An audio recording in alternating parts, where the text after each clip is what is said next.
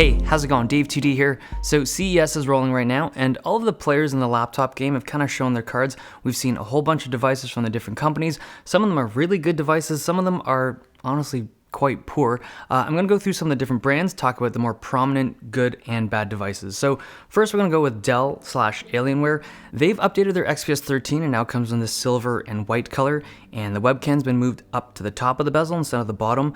It's got a small processor bump, but no major tweaks. It's mostly an aesthetic change, which is honestly quite nice. The XPS 15 did not get updated. That's a bit of a bummer. I feel like that old design's been around for over 3 years at this point. I feel like it's really due for an overhaul. They could be waiting for a new Intel CPU or more likely a new GPU from Nvidia. So obviously not like an RTX card, but maybe the like GTX 2050 or GTX 1160, whatever they're going to call it, but it could be possible they're waiting for something at that end to be able to stick into that new chassis. But no XPS 15, which is honestly quite disappointing.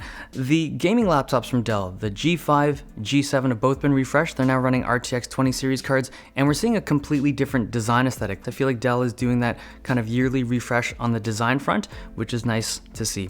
M15 and M17 from Alienware. I really like what they did on the M15. The 17-inch version just looks like it has more surface area, so we're probably going to see better thermals. Like the whole design aesthetic of the new M15, M17 looks so much nicer to me than the traditional Alienware 15 and 17 from previous generations.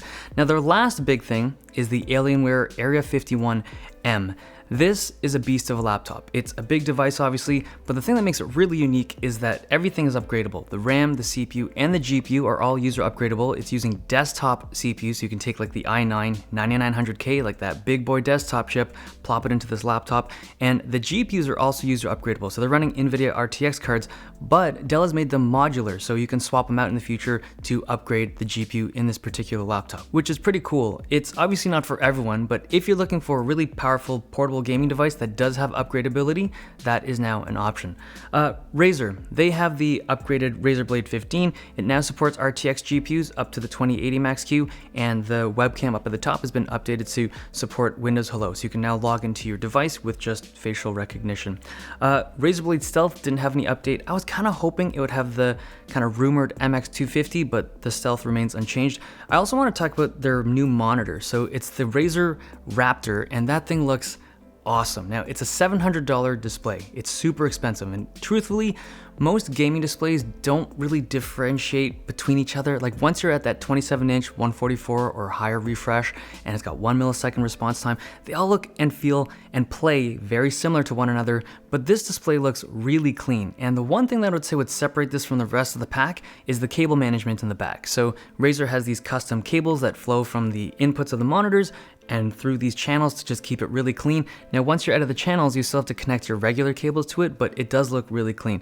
As for whether or not it's worth that price premium, because it's like $200, maybe even $300 more than kind of competing products, it really is up to you. I think it looks cool, and I think it's actually one of the best looking gaming displays on the market.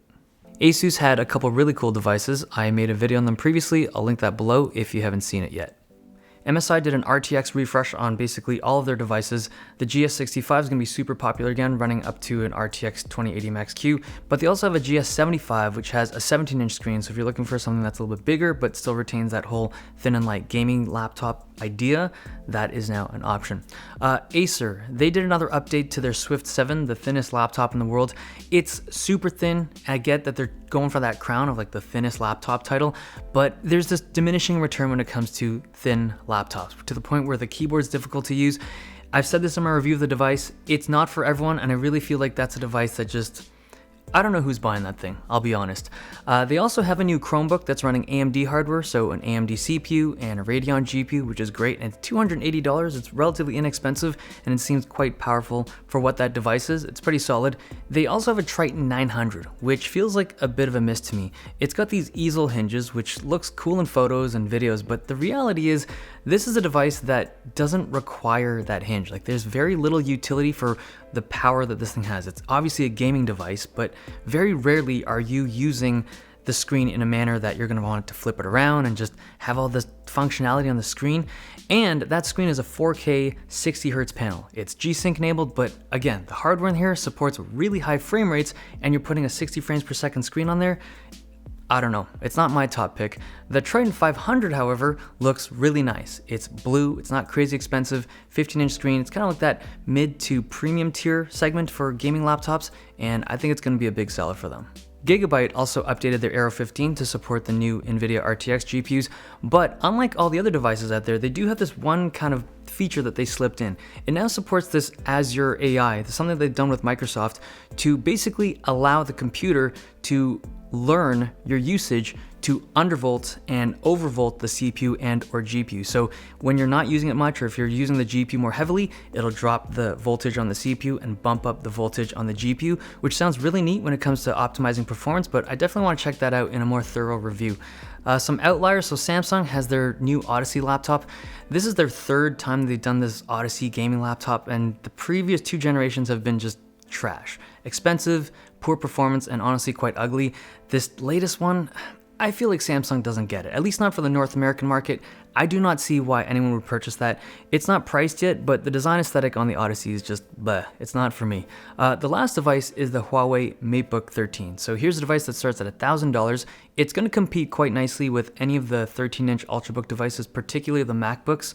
Like the MacBook Air is a significantly worse value than this, but if you're comfortable purchasing from a Chinese brand, I think that Matebook 13 is looking pretty solid. It's just overall well-built, good performance for the money. Okay, those are the devices that I think are of interest this year from CES, the laptops at least. Hope you guys enjoyed this video. Thumbs if you liked it, subs if you loved it. See you guys next time.